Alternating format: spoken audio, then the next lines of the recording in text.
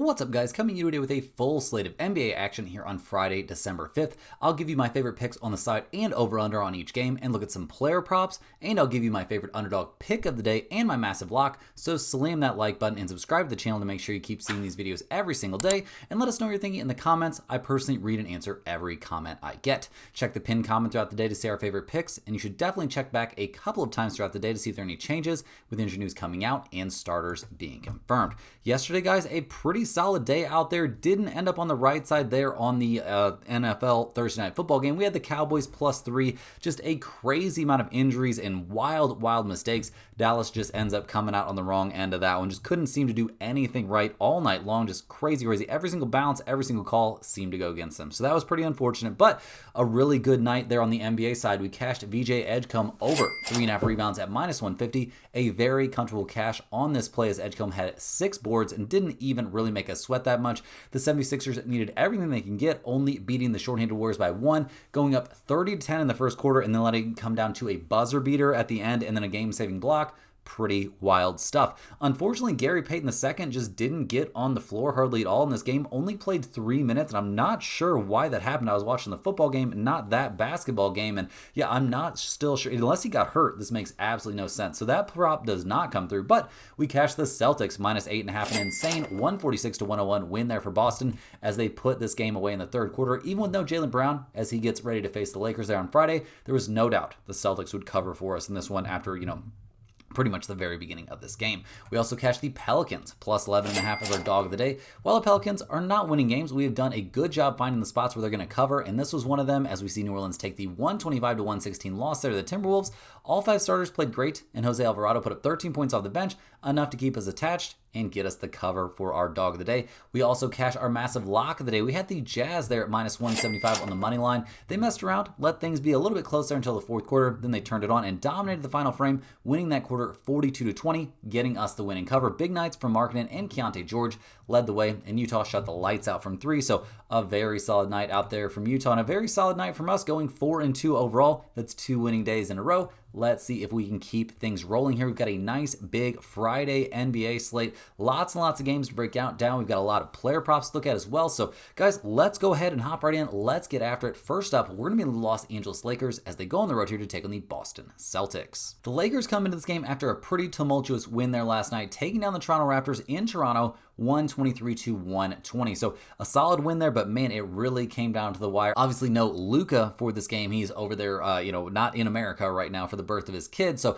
he's going to be missing a little bit of time. And the Lakers do find a way to get the win here, although it took LeBron kind of sacrificing himself at the end of the game, not trying to get that double-digit scoring, not letting that streak continue, but dishing it to Rui Hachimura, who knocks down the three-pointer for the win. So they'll definitely take that, but I'm not that enthused about what I saw from the Lakers, and I'm not that enthused about the fact they've got to play on back-to-back nights. I mean, LeBron in this game scored 8 points, 0 of 5 from 3, 4 of 17 from the field.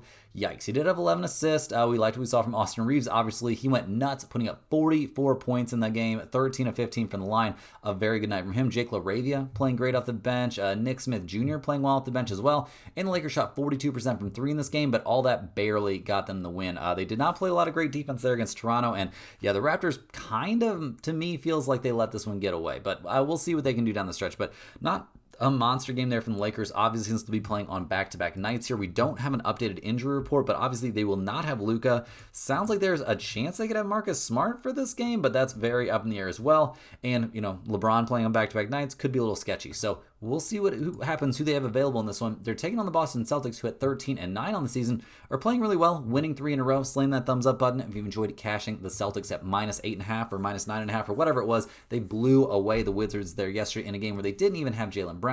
We loved what we saw pretty much across the board there from Boston. Not a lot of negatives for them in a blowout win like that. Derek White, a good shooting night for him, and he was due. 30 points, 5 of 12 from 3, a very good night there. Pritchard actually not the best night from the floor, only 8 of 21 from the floor, but was still a +27. The bench played really well. Jordan Walsh played great, getting 22 points in his 30 minutes.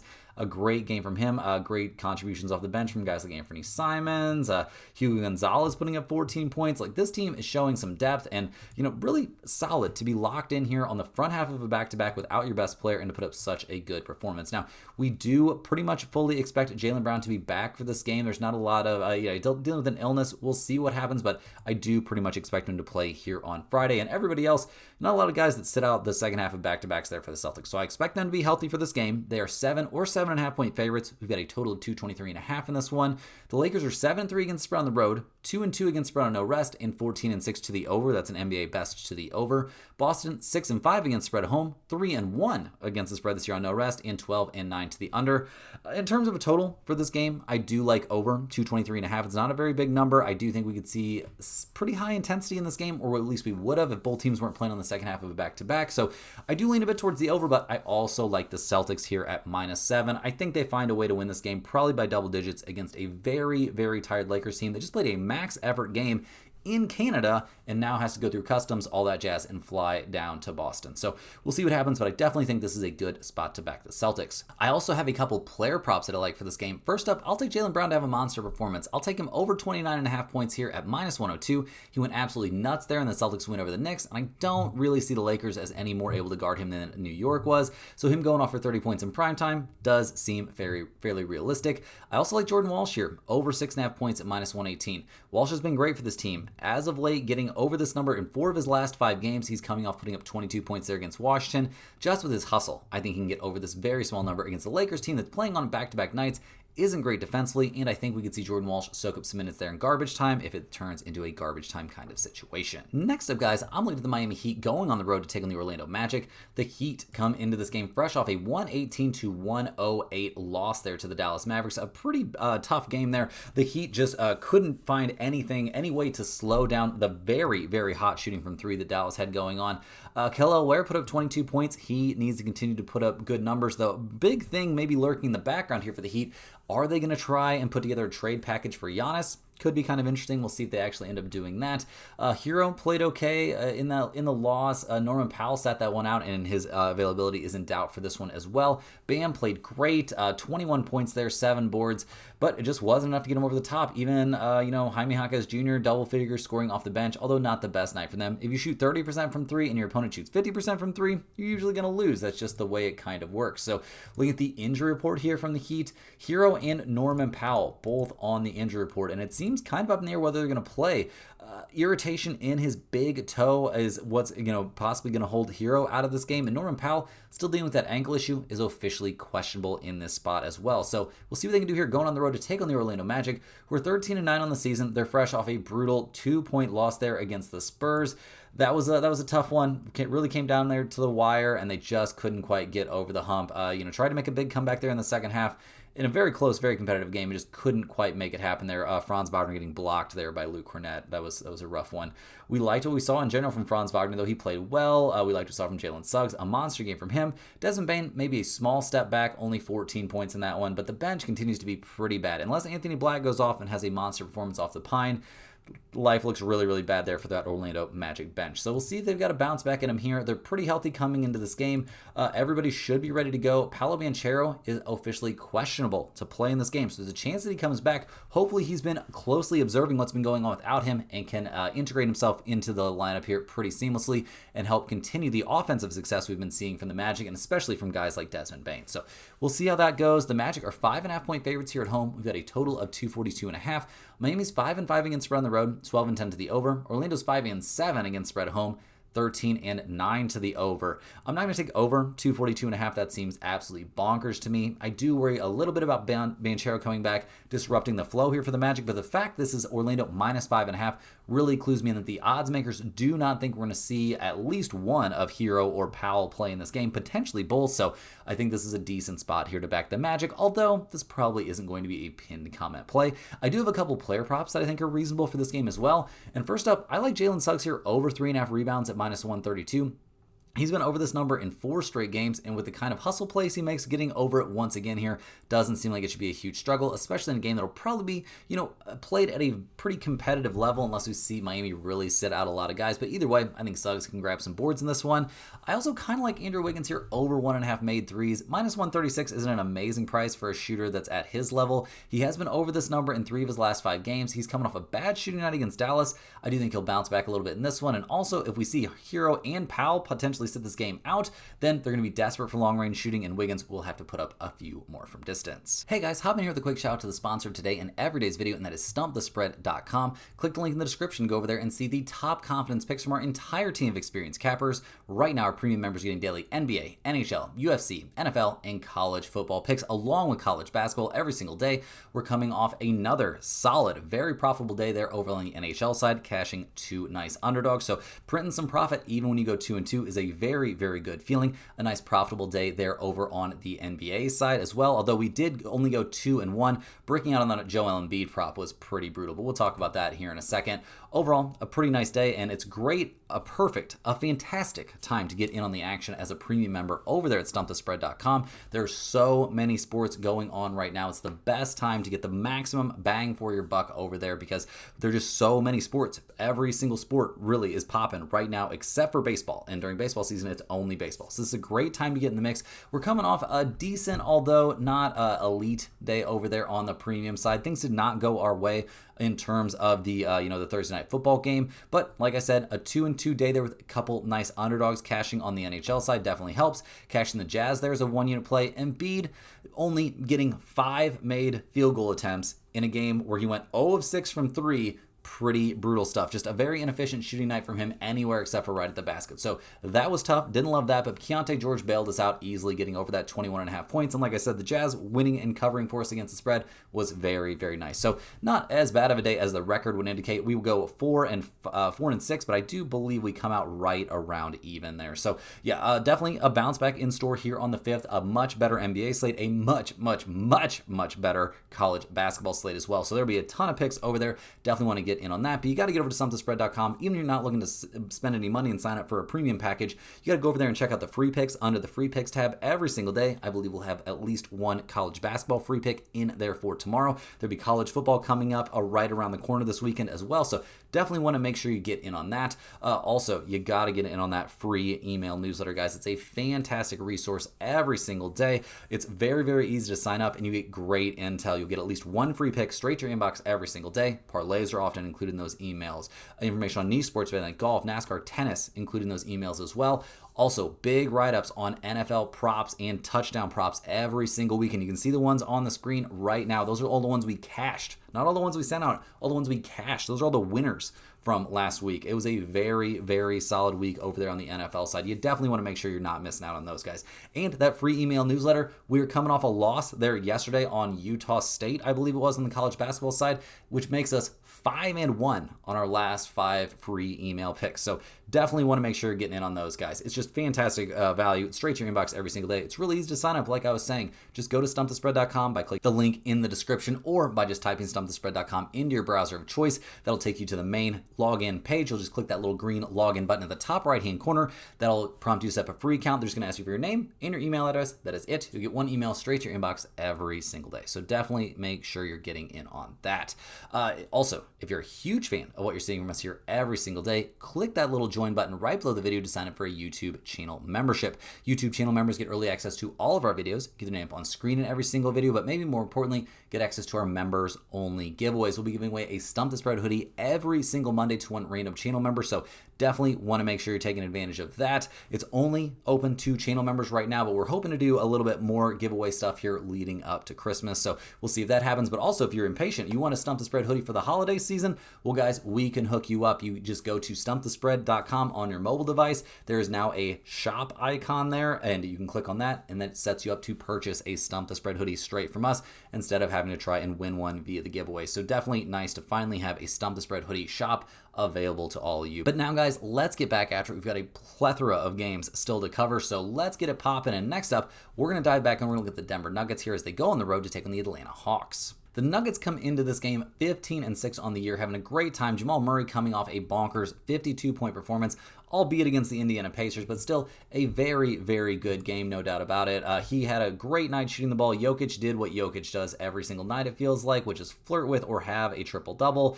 The bench played okay. 14 points off the bench from Bruce Brown is definitely a welcome sight, and Tim Hardaway Jr. shot the ball well off the pine also. I mean, the Nuggets shot 61% from three. We saw Jamal Murray go 10 of 11 from three. What a nuts kind of night out there. So a very good night there for the Nuggets. We'll see if they can keep it rolling here, although you would expect a little bit of regression for sure. They are pretty healthy coming into this game. We do see Spencer Jones on the injury report dealing with that knee issue. He is questionable, but that's not really a huge deal to me. If it means more Bruce Brown and Tim Hardaway Jr. minutes, that's pretty much fine. We'll see what they can do here on the road. They're taking on the Atlanta Hawks, who are 13-10 on the season. They've lost 2 in a row, losing by 1 point there against the Pistons in a game they had to be exhausted, and then following that up with a 115-92 loss there against the Atlanta Hawks. Not exactly an amazing performance there. They shoot 13-39 from three. They only get to the free throw line 14 times. They get crushed on the boards in this one. Okongwu was terrible in this game. Ricochet was pretty mediocre as well. Nickeil Alexander-Walker was actually very good. Dyson Daniels was fine. No Jalen Johnson, though. Obviously, that's going to make things very, very tough, dealing with that right calf issue. So we'll be very interested, very curious to see if there's a chance he plays in this game or not. Porzingis, still on the injury report, appears that he's probably going to be out for this game, still dealing with that illness. Well, he is technically questionable, so we'll see how that goes. And Jalen Johnson also questionable there with that calf issue. I would expect them to be pretty cautious. Anything around the calf can get pretty sketchy pretty fast. You don't want somebody blowing out an Achilles. So looking at the numbers, guys, the Hawks are plus 7.5. We've got a total of 237.5. Denver's 8-3 against spread on the road, 14-7 to the over. Atlanta's 3-6 against spread at home, 12-11 to the over. I'm not going to be able to take an over here until I have a full injury report, but I do really like taking the Denver Nuggets here at minus 7.5. I know they're in a huge regression spot in terms of shooting the ball, but that might not even matter against Atlanta if they don't have Jalen Johnson, and they definitely need Porzingis, and they need Okongwu to play well to have any chance of slowing down Jokic. That all seems like a very, very big ask to me. I definitely like the Nuggets here at minus 7.5 quite a bit. Rolling along here, guys, we've got the San Antonio Spurs going on the road to take on the Cleveland Cavaliers. The Spurs come into this game fresh off a 114-112 win there in Orlando. They'll definitely take that. They've been playing well, winning 4 out of their last 5. It'll be interesting. There's a lot of chatter going around, like who is Giannis going to try and go to? I mean, maybe the Spurs. We'll see. I don't know if I really see that as a possibility, but you never know. Weirder things have happened, and it would be absolutely nuts to see him alongside Wemby. But in that win, that 2-point win there over the Orlando Magic, obviously very, very solid work there from De'Aaron Fox. 31 points from him, 15 from Devin Vassell, 13 off the bench from Keldon Johnson, and Dylan Harper back playing really, really well. 16 points, 5 of 12 from the field. He was a -5, but put in some pretty good minutes there off the bench, and they get this super, super close win there over the Magic. So we'll see what they can do in this one. Obviously, very, very close ran thing there for the Spurs. They do come away with the win, so they'll certainly take that, but doesn't get a whole lot more competitive than that. So we'll see what they can do in this one. Obviously, their injury report is pretty important here. Castle and Wemby, obviously, both still on there. Luke Kornet on there as well. Wemby, not going to be back anytime soon, it doesn't sound like. Luke Kornet, questionable due to left ankle soreness. I would tend to think he'll play in this game, but it's obviously up in the air. And we have Stephon Castle still, he's officially ruled out for this game. So we'll see what they put on the floor here. Going up against the Cavaliers, who at 13-10 on the season are one of the bigger disappointments in the NBA. Garland, getting that DNP in a national TV game. We do see the Cavaliers get fined for that one, and they're coming off that 122-110 loss there to the Trailblazers. Just hasn't been an easy way to go there for the Cavaliers. We were on Portland plus 9.5, I believe, in that game, so we'll definitely take it. That was some free money there on the Blazers. But in that loss, DeAndre Hunter playing pretty poorly. Evan Mobley, a big game. We loved what we saw from Donovan Mitchell. He's been playing his ass off this year. Jalen Tyson playing really, really well now in the starting lineup. Thomas Bryant, 14 points off the bench, but you shoot 25% from 3, you're usually going to lose, and they do end up losing this game. So we'll see if they've got a bounce back in them. They've dealt with lots of injuries this season. We see Garland, Jarrett Allen, and Sam Merrill all on the injury report here, and I do think they're all going to miss this game. Darius Garland officially out. Jarrett Allen with that finger issue. Sounds like he's going to be out at least 3 or 4 more days. Sam Merrill still dealing with a hand issue. He's officially out for this one as well. So I was a little bit surprised to see the Cavaliers as 5.5-point favorites in this game. We've got a total of 238.5. The Spurs are 4-5-1 against spread on the road. They're 11-10 to the over. Cleveland is 3-10 against the spread at home this season. They're 13-10 to the under. I mean, we're going with the underdog in this one, guys. Give me the Spurs getting 5.5 points. I think they've got enough lengthy and athletic defenders that they can slow down Donovan Mitchell, and if they slow him down, the Cavaliers really have no one left. So things are looking really, really bleak there in Cleveland. I think the Spurs honestly have a chance to win this game straight up. Rolling along here, guys, we're looking at the Portland Trailblazers going on the road to take on the Detroit Pistons. The Blazers come into this game 9-13 on the season. They're fresh off that 122-110 win there over the Cavaliers. Slam that thumbs up button if you enjoyed cashing Portland with us on that one. Danny Adjeva has apparently figured out the same thing that SGA's figured out, is that getting fouled is insanely valuable, and he's doing a great job of getting at the free throw line. 17 free throws in that game. We're loving what we're seeing from Shadion Sharp coming off the bench. He had 20 points. Jeremy Grant's having a bit of a revival. He had 16 points in that game, and they shot 41% from three. That's usually going to end up with a positive result for you. So we'll see if they can do something similar in this one. Their injury report is maybe slightly concerning. Donovan Clingan on there, Chris Murray on there, Robert Williams on there also. Clingan with his leg issue is questionable for this game. He did play 25 minutes there against Cleveland, so I tend to think he's likely to play in this one. Chris Murray, he comes into this one with his hip issue. He's questionable for this game. And Robert Williams with his knee issue is also questionable. But his presence or absence doesn't really move the needle for me too much. So we'll see what they can do. Heading to Detroit to take on a Pistons team that's in a bit of a bounce back spot, fresh off that 113-109 loss there in Milwaukee. Not exactly an amazing look there. That was, not a great one. Cade only 17 points in that game. That was the one where Giannis only played 3 minutes and then got hurt. Looks like that was not a blown Achilles, but a calf strain, so he's going to be out for a minute. We'll see what goes on with his whole saga, but not a great day from the Pistons. They shot 33% from three, not terrible. They end up, with an advantage there on the boards, but they just could not figure out a way to stop Kevin Porter Jr. or Ryan Rollins. They also struggled against Bobby Portis and Jericho Sims. We saw Isaiah Stewart get tossed from that game. So yeah, just a lot of problems there. The Pistons need to tighten things up and get back after it. They're 17-5.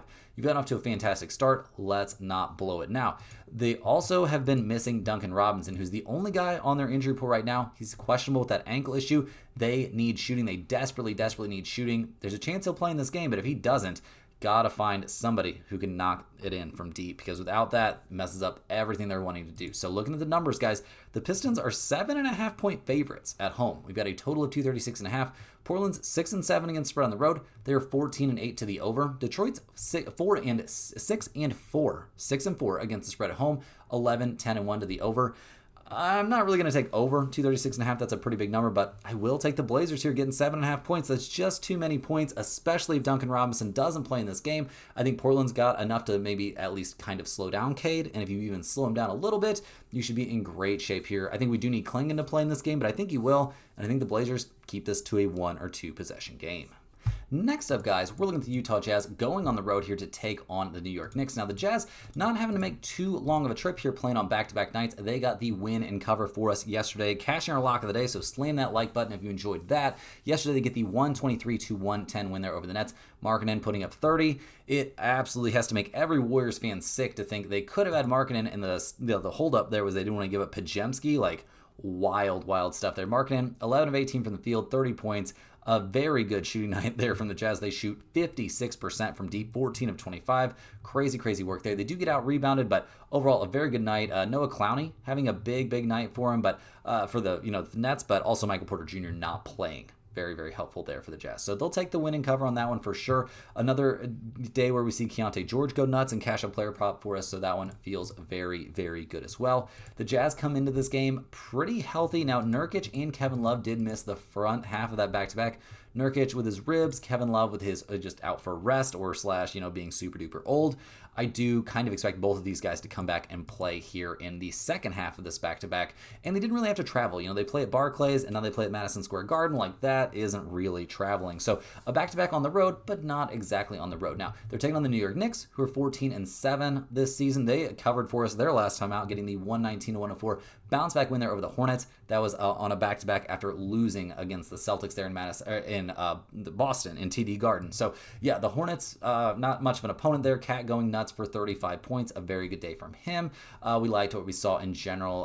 Josh Hart played well, albeit in the plus-minus column, not necessarily in shooting column. Jalen Brunson a bounce back, but not a bounce back night shooting from deep. He's really struggled from deep generally. Mikal Bridges, when he gets a chance, he's looking pretty good, although some of those mid-range shots are a little bit bleak. We saw the Knicks score a grand total of 12 points off the bench. That's a problem. That's something that's going to have to get solved at some point, although although they do have some injuries holding them back right now. And looking at their injury report, OG Anunoby not going to be back for a minute. Also, the scoring punch of a bench that's Tyler Kolek, Jordan Clarkson, Josh Hart, Yabusele, and Mitchell Robinson is not great.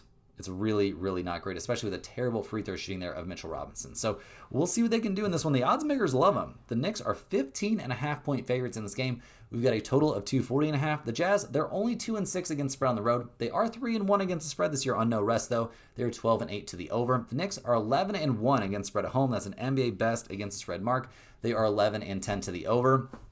I'm not going to make it the dog of the day just because of how good the Knicks have been against the spread at home, but I'm definitely taking the Utah Jazz here, getting 15.5 points. Unless there's some crazy late-breaking injury news that we don't know about, like Markkanen or Keontae George is sitting, we definitely have to take the Jazz on all these points in this spot. I'm not in love with how the Knicks are playing. I'm not in love with how they look without OG Anunoby. Their bench is terrible. Definitely give me the Jazz here, getting all these points. Cruising through these games, we're looking at the Charlotte Hornets going on the road to take on the Toronto Raptors. The Hornets are 6-16 on the season, losers of the last 2 in a row, losing pretty handily there against the Knicks, and also losing by 13 to the Nets. They continue this road trip by going up north to take on the Toronto Raptors. We'll see how that goes. LaMelo Ball is back. He's been playing well, 34 points in his 37 minutes. It hasn't necessarily been all smooth sailing since he's coming back. And also, let's take into account these numbers are coming in losses. Concanupple, a pretty bad day there against the Knicks, was a -10, only 5 of 16 from the field. Didn't love anything we really saw from the bench. As a team, they shot 31% from 3, which isn't terrible. They kept things even on the boards, which isn't terrible, but the defense is terrible for sure. Miles Bridges is in a bit of a slump right now. Just not a lot of great things to say right now about the Charlotte Hornets, and they're very banged up as always. LaMelo Ball, Brandon Miller, Ryan Kalkenbrenner, Colin Sexton, all on the injury report. Trey Mann there too. Colin Sexton, he's out for this game, a left thigh strain, so he will not play in this one. Kalkenbrenner, questionable with that left ankle contusion.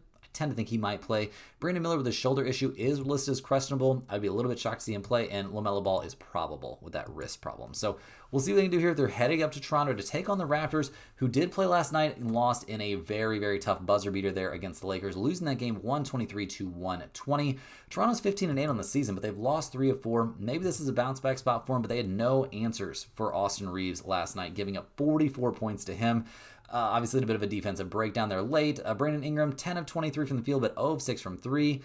As a team, despite that 0 of 6, they still shot 41% from distance. Probably should have found a way to win this game, but if you can't play some defense, you can't slow down Austin Reeves, you're not going to have a great time. So we'll see if they've got a bounce back in them in this one. Obviously, the Raptors have not been in full strength recently. They missed RJ Barrett and Jakob Poeltl for that game. We'll see if there's a chance they come back for this one. Obviously, RJ Barrett, we don't expect him back, but Jakob Poeltl seems like there is a chance he sat out for rest, so he should be back for this game. So we'll see what they can do. They are 8.5-point favorites at home. We've got a total of 231.5. Charlotte's 4-7 against spread on the road, 14-8 to the under. Toronto's 4-6 against spread at home, 1-3 against spread on no rest. They're 13-9 to the under. I'm going to lean just slightly towards Toronto here, -8.5. This is an awful lot of points, though, so I'm not going to be going anywhere near the pinned comment with this thing. You could maybe talk me into under 231.5 in this spot, theoretically, but I don't love that either. Just not a lot from this game where I'm going to get very involved. Rapid fire through these games, we're looking at the Indiana Pacers heading to Chicago to take on the Bulls. The Pacers are 4-18 on the season. They just played a very competitive, kind of competitive 135-120 game there against the Nuggets. Probably would have had a chance there if we wouldn't have seen Jamal Murray go absolutely bonkers, knocking down 10 threes. They lost to the Cavaliers recently. They did win against the Bulls and the Wizards, but overall, this is just the skeleton crew here for the Pacers, so you can't really blame them for struggling. Siakam continues to be very steady, putting up good numbers. We're not hating what we're seeing from guys like Nembhard. Ben Shepherd actually had a great game for a change. He's been struggling. Mathurin played well in the loss, but there's just not a crazy amount of talent. TJ McConnell, 14 points in 17 minutes off the bench. All very, very good work there, but they just don't have enough to compete this season. Halliburton was really the key that made this whole thing work. Losing Obi Toppin is also far from ideal, and now Ben Shepherd goes down with an injury. I don't think this is a huge deal, but he's officially out there with a left calf strain, and God knows when we'll see him back out there. So it's not going to be the full-strength Pacers here as they head to Chicago to take on the Bulls, who are floundering. They've now lost 5 in a row, losing to the Nets, Magic, Pacers, Hornets, and Pelicans over that stretch. The Bulls are looking really, really good. They have had injury concerns, but you have to be able to win some of these games, especially against these terrible teams even when you're banged up. And in that 113-103 loss there against the Brooklyn Nets, Giddey was good. Giddey's been playing great, but they couldn't slow down Michael Porter Jr.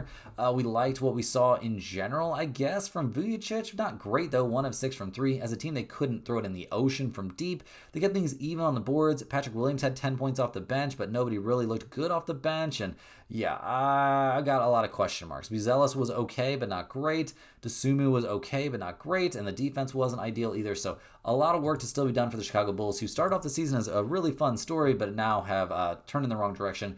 All that being said, tons of injuries. Tons and tons of injuries. Kobe White, Okoro, Trey Jones, Dosunmu, Kevin Huerter, Jalen Smith, Zach Collins, like all kinds of injuries. Kobe White, calf issue. Questionable for this game. Would be shocked to see him play. Okoro, back, doubtful. Trey Jones, ankle, doubtful. Kevin Huerter, hamstring, definitely not going to be back. So, going to be the skeleton crew here for the Bulls. They're still 5.5-point favorites at home. We've got a total of 237.5. The Pacers, 4-6 against spread on the road, 13-9 to the under. The Bulls, 6-3 against spread at home, 11-10 to the over. I'm going to lean just a little bit towards the Pacers and the points in this spot just because the Bulls are so decimated with injuries.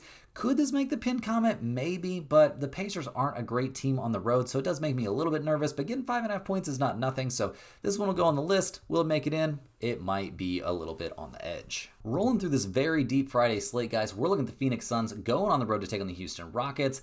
The Suns come into this game fresh off a 125-108 win there over the Lakers, and that was a Dillon Brooks game. He went nuts out there, especially after Devin Booker goes down, and he's going to miss at least a week here with that groin strain. So could be the Devin Booker show, well, not going to be the Devin Booker, could be the Dillon Brooks show here for a minute, because, yeah, he really went nuts there against the Lakers. Crazy work there. He ends up finishing the game with 33 points, 15 of 26 from the field, and yeah, when he gets the chance to have that green light, he really tends to take advantage of it. We're loving what we're seeing from Colin Gillespie out there. 34 minutes, 28 points, 8 of 14 from 3. He's been killing this year.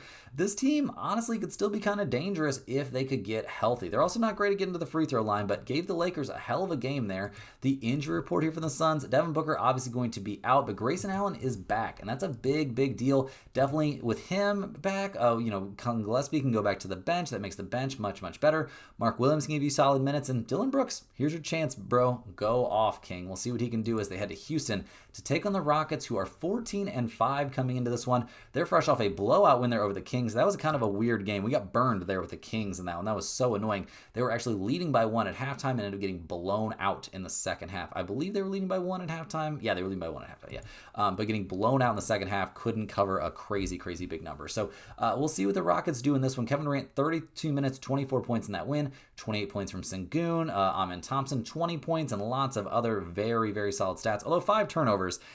When this guy's got the ball, it can be a bit of an adventure. Aaron Holiday, only 7 points in 17 minutes off the bench, but Steven Adams chipping in off the bench. Reed Shepherd, a pretty down night for him. 28 minutes, 5.6 boards, 1 assist, 1 turnover, 1 steal. Like, not exactly a monster performance from him. So we'll see what they can do, obviously, against a bit better of an opponent.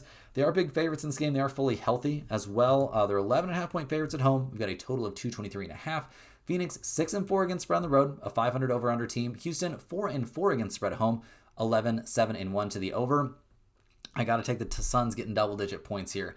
I think they can slow down Kevin Durant and company. I think they can make life really tough for whoever's bringing up the ball here for Houston, especially if it's Amen Thompson. I don't love him in that point guard role. So, yeah, I do like the Suns here getting 11.5 points. I think it's got some pretty solid value. You could maybe talk me into the over as well, but I really think the Suns and the points is where you want to be. Next up, guys, we're looking at the Los Angeles Clippers going on the road to take on the Memphis Grizzlies. The Clippers are 6-16 on the season. They are fresh off a 115-92 win there over the Hawks.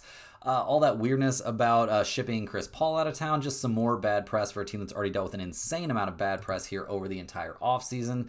I mean, a good game there against Atlanta. Kawhi 21, James Harden 27, Zubac 14, John Collins 15, 17 off the bench for Kobe Sanders. They shoot 31% from 3, dominate the boards in this one, and come away with the win. But at 6-16 on the year, they're going to need an awful lot more games like that before I start taking them too seriously.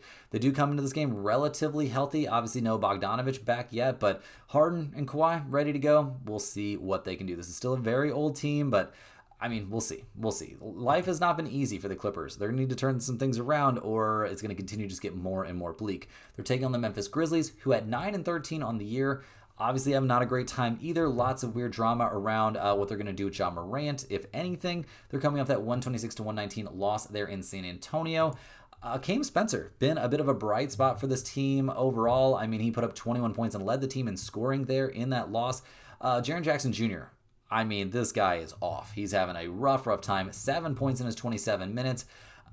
5 fouls. The foul problems are returning 5 turnovers in the game. Like, I don't know. It's just not looking great. Zach Edey, 19 points. He's looking really, really good, but things are very, very bleak right now in Memphis. They're going to have to do an awful lot of work to turn things around or get a crazy return on a Ja trade, and it looks like nobody's really that interested in a Ja trade. So we'll see what happens in this one. Ja remaining sidelined here, kind of his MO. That calf issue will not allow him to come back for this game. Other than that, they're healthy, so we'll see what they can do here. They're getting 1.5 points at home against the Clippers. We've got a total of 223.5.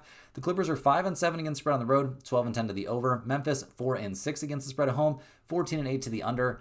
I will definitely take the Clippers here at -1.5. I don't like anything that I'm seeing right now from Memphis. At least the Clippers are coming off of a win. I don't know how much get up and get they have really at this point at their current ages, and if they really are just like ready to mail it in for the season. But I do think this is a pretty good spot to back the Clippers. Do I like it enough to put in the pinned comment? Gonna have to stick around and wait and see. Rounding into the home stretch here, guys, we're looking at the Philadelphia 76ers going on the road to take on the Milwaukee Bucks. The 76ers come in this game 12-9 on the season. They're fresh off that crazy 1-point win last night. That Maxey block ending up preserving that win on what would have been an absolutely insane way to lose a very, very wild game, a very low scoring game as well. But they do come away with the win. Obviously, we see a max effort night there as usual from Maxey. He goes nuts for 35 points, very efficient shooting numbers. He was a +7.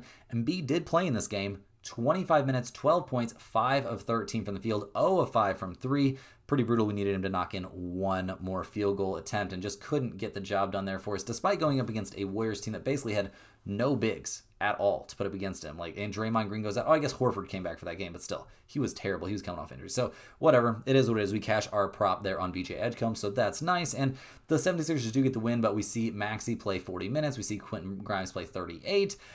Now they got to go on the road and play on back-to-back nights. From going from Philly to Milwaukee is not that terrible, but it's also a little bit brutal to play 40 minutes and then have to try and play 40 minutes again. So we'll see what they can do here in Milwaukee, taking on the Bucks, who just got that 113-109 win there over the Pistons, but Giannis is out, and all the news is that he's trying to get traded. We'll see what happens, but it's not looking great there for the Bucks. In that win, Miles Turner, 20 minutes, 9 points. Looking like one of the worst contracts anybody's handed out in recent memory. Kevin Porter Jr. continues to kill out there, though. 35 minutes, 26 points from him. Hopefully he can stay healthy because he is a very exciting guy when he's on the floor. AJ Green played okay. 22 points there from Ryan Rollins. He's really been the bright spot for this team. And we saw Portis and Sims play well off the bench. All that being said, now they got to do it again. And we'll see if they can replicate any of that here, knowing that Giannis is going to be out and that he's potentially, trying to get out of there. We'll see what happens. They're fully healthy. Aside from Giannis, they're getting 1.5 or 2 points here at home in this game. A total of 223.5. The 76ers are 6-2 against the spread on the road, and they are 4-0. Somehow, guys, they are 4-0 this year against the spread on no rest. They're also 11-9 to the over. Milwaukee's 7-6 against the spread at home, 12-11 to the under. I think we see a big fall off here for the Milwaukee Bucks. All the Giannis news has to get to you at least a little bit. The 76ers are so good against the spread on the road. I think we have to consider this as a potential pinned comment play just because of that. They're clearly not too bothered by playing on back-to-back nights. Maxey, I don't know what that guy does to have all that energy, but that kid is a freak. I think we could see a back-to-back monster performance from him in this one, and I think they get the win and cover. Last but not least here, guys, we're looking at the Dallas Mavericks going on the road to take on the Oklahoma City Thunder. The Mavs come into this game, probably not super sad about what's happened right now. They're winners of 3 in a row. They took down the Heat, Nuggets, and Clippers over that span. That 118-108 win there over the Heat, largely due to, some very solid play from Cooper Flagg. I gotta give the kid credit where credit is due. He had 22 points, but the Mavs as a team shot 16 of 32 from 3. Clay went 5 of 12 from deep, had 17 points off the bench. We love what we saw from Najee Marshall. We love what we saw from Anthony Davis, who's suddenly playing basketball again after apparently nobody wanted to trade for him. Ryan Nembhard, he's been an aberration. He's played great. So a lot of good news right now for the Mavericks. Maybe the bad news is they're about to have to take on the Oklahoma City Thunder, but we'll see how it goes. They've won 3 in a row, so they've got reason to feel good. They're not super healthy coming into this game, although we do see Anthony Davis not on the injury report. Can't say that every day. Gafford and Lively both on the injury report along with PJ Washington, though. So PJ Washington, questionable. Sounds like he could be back in with that right ankle issue, but if he's back, that definitely helps. Gafford, questionable as well for Friday's game, dealing with an ankle issue himself. And Derek Lively, no timetable for his return. Pretty bad news when you see somebody his size dealing with foot issues. So we'll see what happens here as they head to Oklahoma City to take on the Thunder, who are now 21-1 on the season. Everybody was so upset about the Warriors being so good. Well, maybe we should be just as upset here about the Thunder because it's been absolutely bonkers. They're coming off a 12-point win there in Golden State, taking down the Warriors, who didn't have Steph in that game, barely had Jimmy Butler in that game before he went out. SGA doing his thing, 38 points. Only 7 of those points came at the free throw line, so a pretty ethical game from him. Overall, not that many free throws there from the Thunder, but they shot the ball really well from 3, 15 of 32 from deep.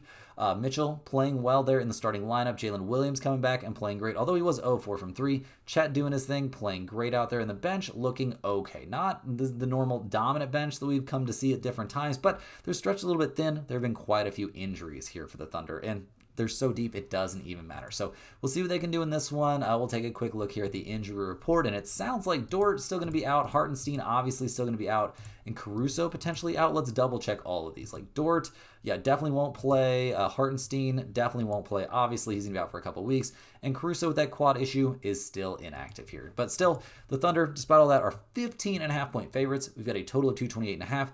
Dallas is 5-3 against spread on the road. They're 15-8 to the under. That's actually an NBA best to the under. The Thunder are 5-5 against spread at home. They're 12-10 to the over.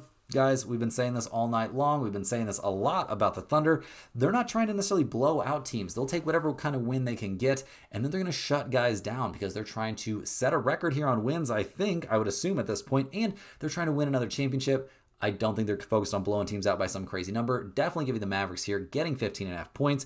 I think this is some very solid value, and it will definitely be in the pinned comment. Guys, that's all the games we have here for today. Hit that like button for good luck on all of your bets. Subscribe to the channel if you're new around here, and let me know in the comments any questions you have on today's slate. I'm more than happy to get back to you. I appreciate everybody watching these videos. Make sure you're getting over to stumpthespread.com, either by clicking the link in the description or by typing stumpthespread.com into your browser of choice. Check out all the free stuff we offer there. Check out the premium picks as well, coming off a decent but not great night, so a little bit of a bounce back in store for that. And guys, we'll see you right back here tomorrow, same time, same place, for more sports betting action.